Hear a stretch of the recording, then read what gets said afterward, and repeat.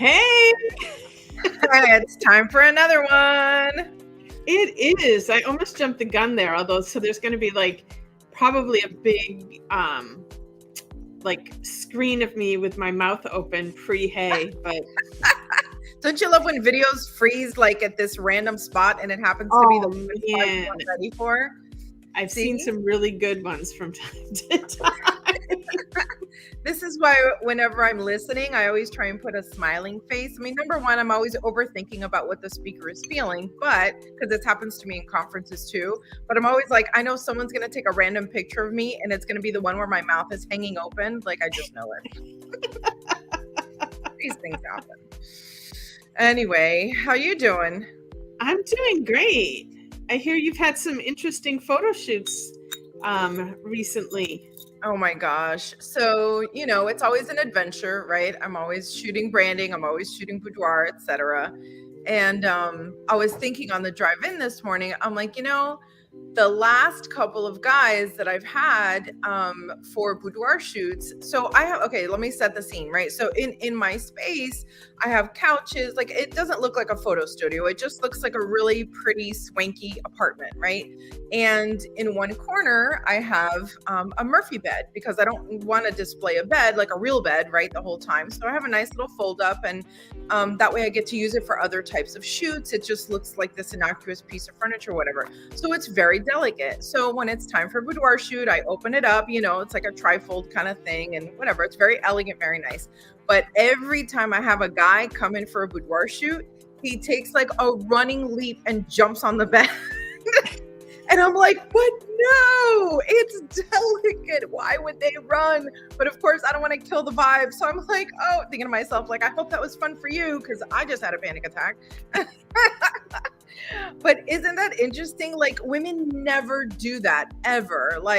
Women, non-binary folks, they come in, they sit quietly, they're chill. Men are it's like a trampoline or a bed, woohoo! And then they just take this giant leap onto the bed, shoulder first. I don't know. And I don't know. I feel like all modern furniture is fragile. They don't make furniture the way they used to make it. So I used to love jumping on my bed as a kid.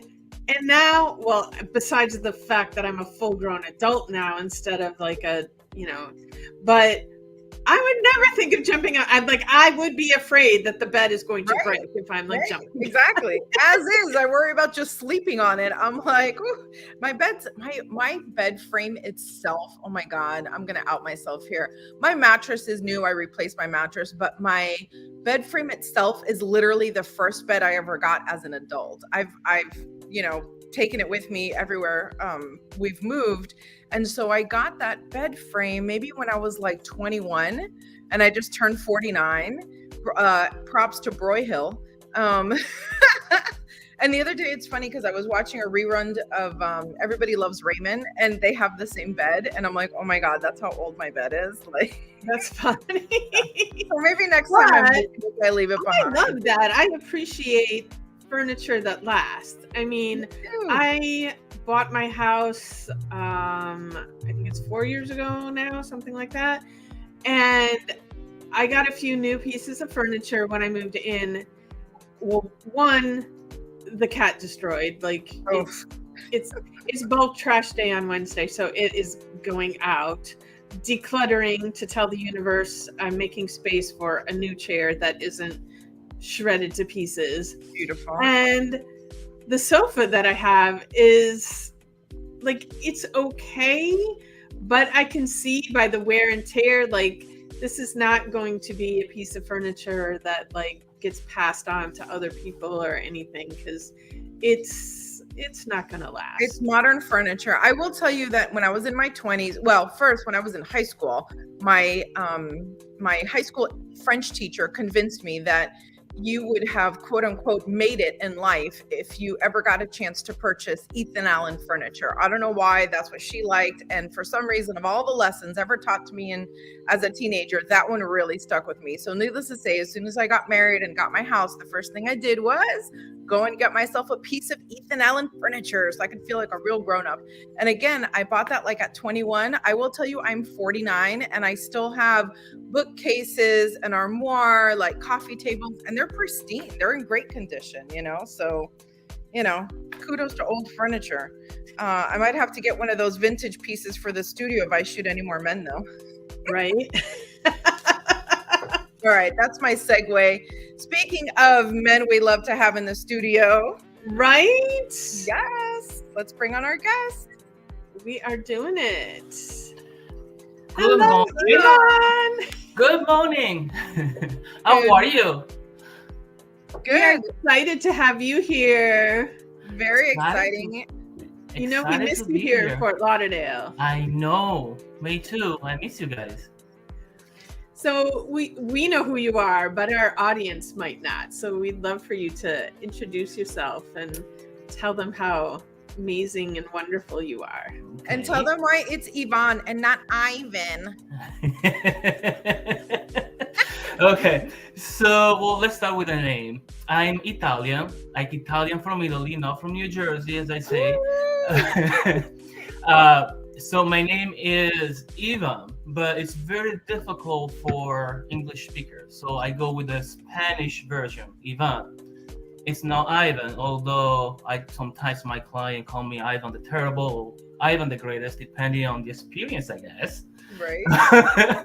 But who I am is a man in service to others. And the way I do that is through physical therapy. I worked with Julieta, actually Julieta is my physical therapy mentor. That's how I usually think about her, besides being a very good friend and sister. And anyway, I do that through physical therapy, through being a life coach, specifically about relationship and results coaching. And I'm a transformational trainer with a vision to create love and connection around the world in my lifetime. So, I try to bring that connection, that love in anything that I do. And speaking about that, I see that because I did a boudoir session with Graciela. Woo-woo. I think that was 2019. Yes, it was 2019 October. Pre-pandemic. And the space that you create allows men, and I'm sure women too, to grasp that childlike wonder that wants them to leave all the mental cluttering outside your studio and then jump into that couch and then bed. on the bed, yeah. Yeah, because you create such a beautiful space when you do your sessions that it's a beautiful way, not just to take a picture, but to let go of everything and Thank you. Be present. Thank you. And you did such a good job being present. You did such a great job at your shoot. We had so much fun that day. That was really good. I still show your pictures. If anyone out there is totally interested, you really should jump into my website and you can dig around and you will find Ivan's photo shoot there. So Ivan, give me I love the way how you explained all the different ways that you are about supporting others. Give me one of your success stories. Like, what is, what's an example that keeps you so passionate about what you're doing? I was coaching a lady that became friend, like most times. And this person had, let's say, a difficult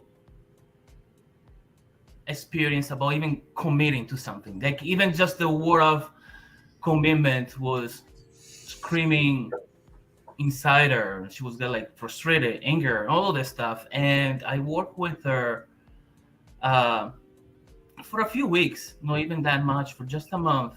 And I got a little card, handwritten card. And it was so beautiful. Like, thank you for holding the space for me to uncover what I really wanted, uncover what I didn't know. And now commitment is not like a big word that doesn't come out of my mouth. It's something that I'm looking forward to. I actually have it here on my desk. I didn't even know you were going to ask that question, but I have a card here on my desk, and it's such a beautiful reminder of possibilities. And yes. That's beautiful. I always keep all my clients' thank you cards in a little special spot. And when I was back in the legal field, I had to keep a clean desk. So I would have a little folder, and I called it the folder of honor. And every time I would get a little card from a client, I would put it there. And, on those days when like I needed a reminder, I'm like, hold on, let me just go read. And then I read through it again, and I'm like, okay, yep, I remember. I got this, Do you have something like that, Julieta? I do not. I mean, when we had, the big clinic, we worked with a lot of children, and a lot of times the families would gift us photos of the kids. And so we had a big bulletin board with all of the kids' pictures, and some of them came with thank you notes. But I now live in the age of declutter, get rid of. And so a lot of that stuff, I'm sorry, I hope I don't offend anybody, but I'll keep it for a little while. I'll read it several times and really let it sink in and appreciate it. And then it's time to allow it to move on, to make space for a new piece of gratitude. There you go. So I'm very curious what the answer is going to be to our next question. But what limiting belief did you have to let go of to arrive at where you are today, Ivan? So the main one for me is fear of being judged. Fear of being judged because I have an accent. Fear of being judged for anything, not being good enough. And I did a lot of personal development trainings. I became a trainer for that. One of the fear is grabbing the mic and being live on YouTube. And the important thing I believe about limiting beliefs is, okay, they're there. I don't even care to let them go, but I care about, let me acknowledge them. Let me get curious about them. Let me see why they're there. And, going back to my vision, I'm committed to creating what I'm committed to creating. Are my limiting beliefs helping me or not? And they're not. So I'm going to go against them. I'm going to say, okay, you're there. Great. I'm going to love you for what you are and stay there because I'm going to do whatever I want anyway. So that doesn't mean that, it's just like that. But it's important, in my opinion, to acknowledge them. It's important to break through them in a way of not putting them inside a closet and leave them there because they're not going to go away.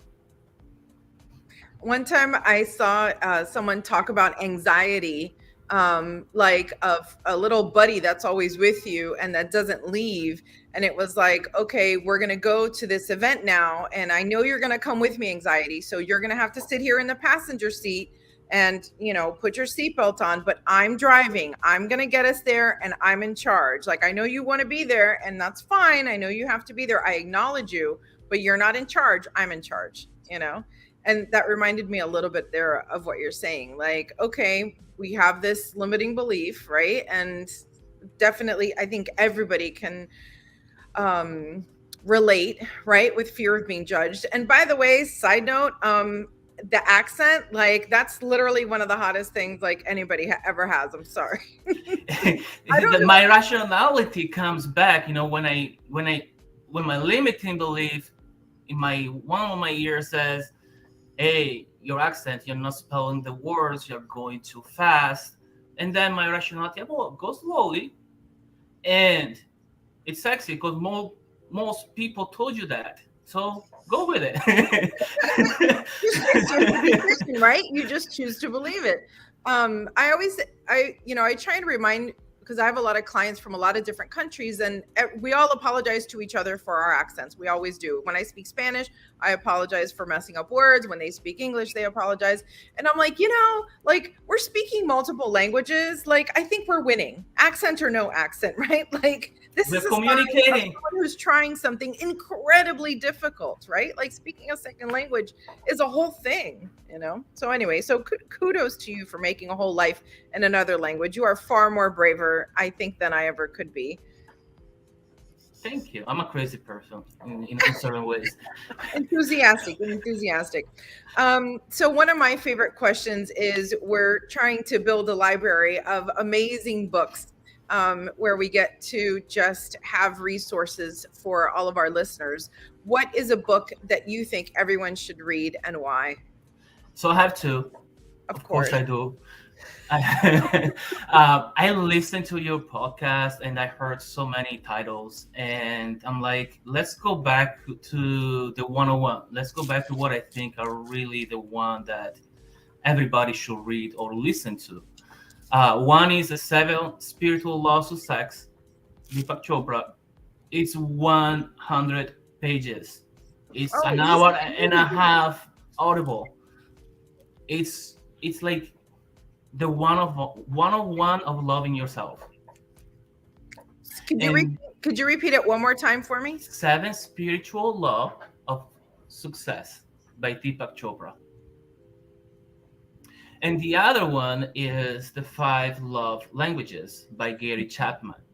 And I feel like, especially in my field, life coaching, relationship coaching, it's so important to know, how do I love you? Because the way I love you is different the way I love Julieta. It's different the way I love my wife, my mom, anybody. And there's actually a test, like literally Google 5 love languages test, and you find a test for the way that people can love you, a test for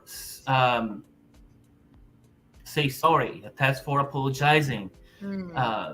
It's so insightful. And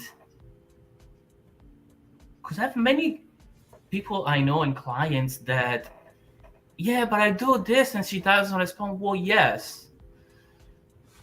Is this the way that's effective for her or for him? So this is a great book. Your love language? It's love, words of affirmations, always. Tell me I'm good, tell me I'm awesome, tell me my accent is sexy, and I'm good with it. Perfect.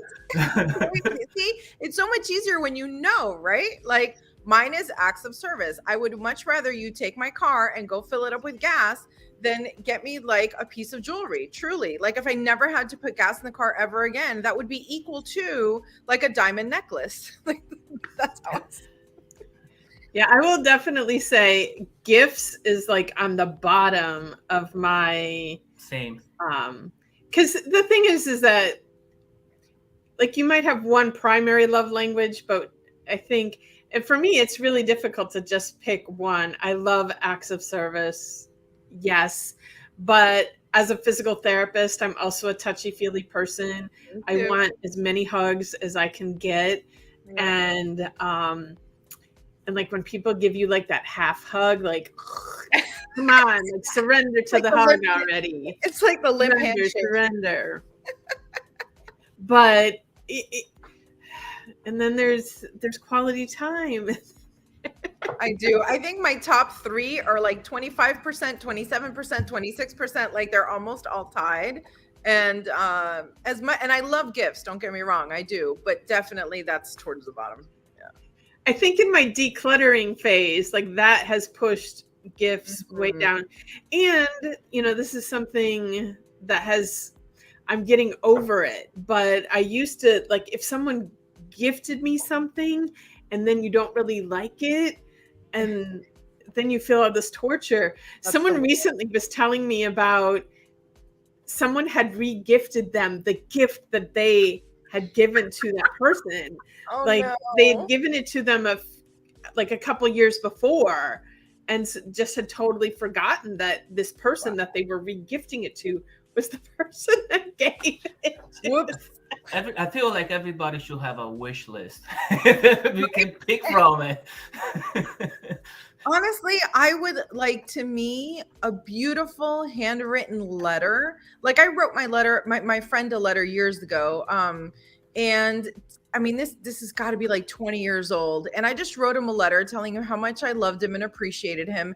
And I could never give him anything better than that, right? Like, there's no bottle of wine or anything that's better than that because it's your heart, it's your words, it's your thought. More importantly, it's your time. That's how I see it, right? Like, I don't need another $25 to Starbucks. Like, I love it, I appreciate it, I have fun with it, I make good with it, but honestly, just knowing that you thought about me, like, that's even more valuable. So, well, thanks for coming to my TED Talk. I love your TED Talks. What's next on our list, Julietta? So, we talk about this on so many levels, but that everything in life is cyclical, and it's not like you do something and then you're done with it. Like, things need to be revisited, and we learn and we grow, and we're constantly evolving.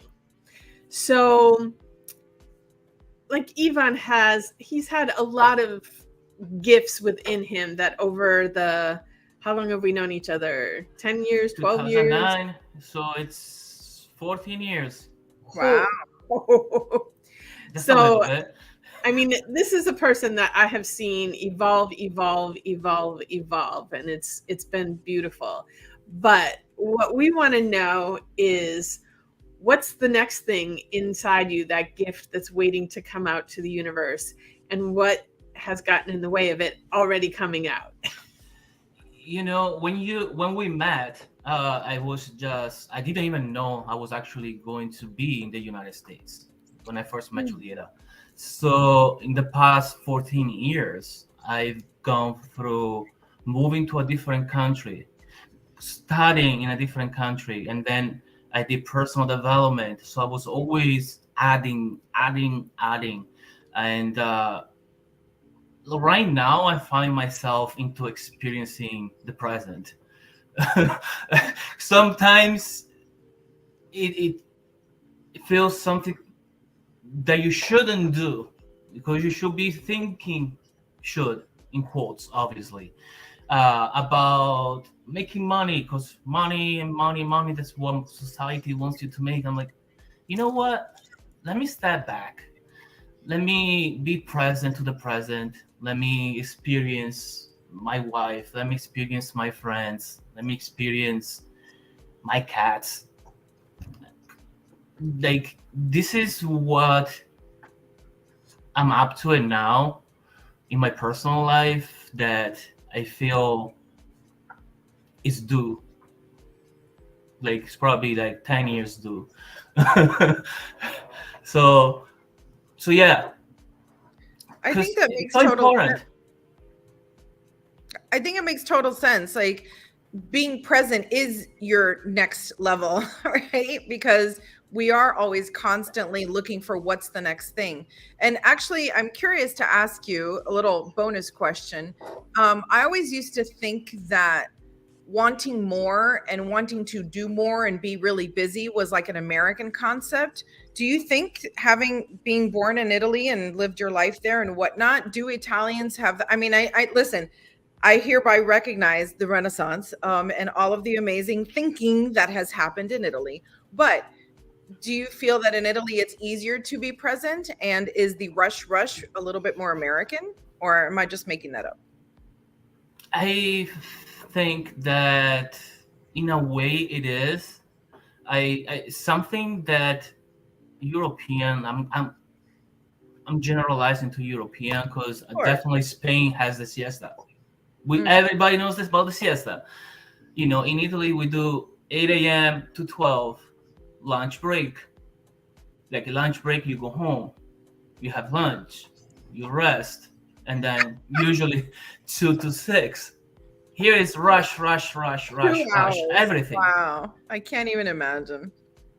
And it's a different way to approach life, in my opinion. It's let me work because I need the money to eat. Let me not live to work. Hmm. It's such a saddle, but so much difference in there. It's completely different context. Because Yeah. one is let me live to work, one let me live to live. And work is a way for me to have things I want. I've always wondered if it's because the United States is such a young country. Like it wasn't that long ago that we were literally like putting up fences and, just the hustle of keeping this idea of a country to turn it into a real country. Whereas in Europe, all of these countries have been around for thousands of years. So, like, you guys are more grown up than we are. That's kind of like, I don't know, that's always been my theory of why we're still in the rush because we're still like babies as a country. I don't know. What do you think, Julietta? That's an interesting thought, but then also, eh, I guess I would just say history is different in in Europe versus here, and then it only takes some like heading on over to Egypt and seeing a whole new level of history. And um I guess the history in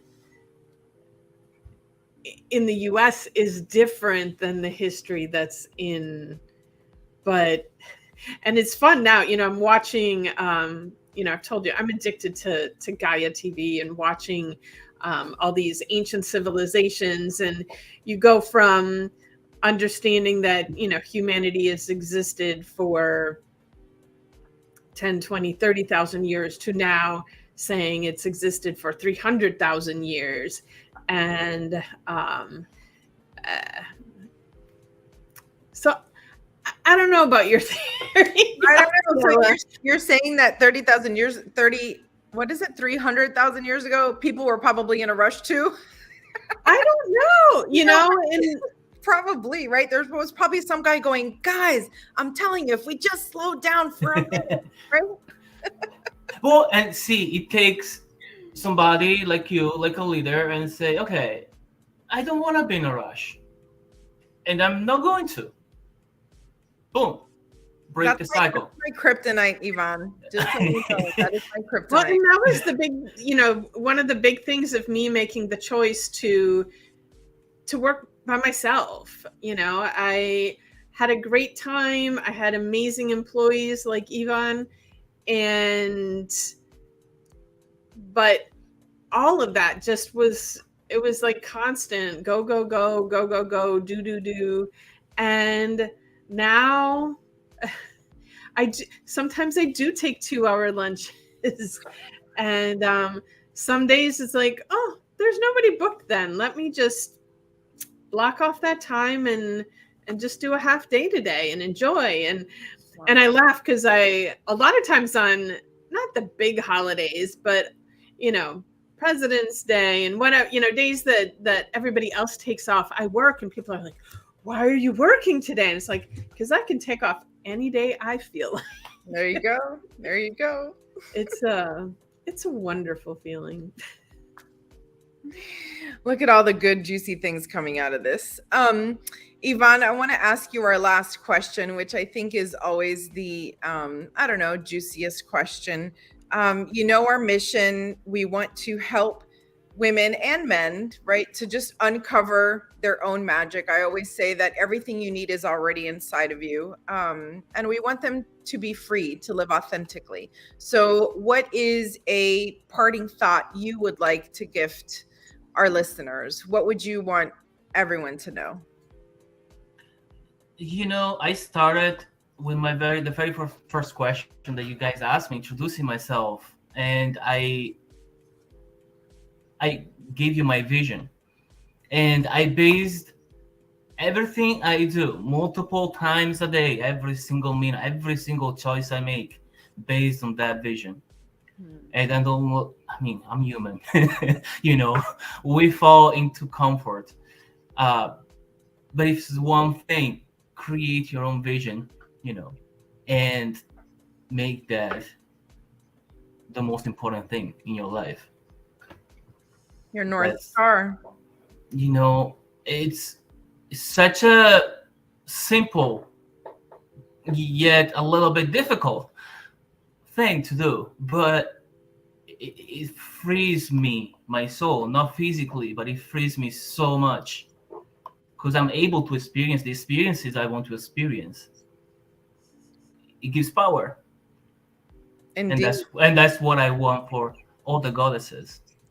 That's beautiful. That's I love seeing you living so intentionally. I'm so happy for you. well, you both have been a very beautiful part of my growth. So, thank you. Ah, I need to calm down and have a dinner with you too. For real. yes. This interview needs to end in a hug. Well, we've loved having you on, and I know our listeners are going to absolutely love this. Thank you. Thank you. All right. I guess this show is a wrap. Bye. That's it, guys. Take care. Have a good day, everybody. Bye bye.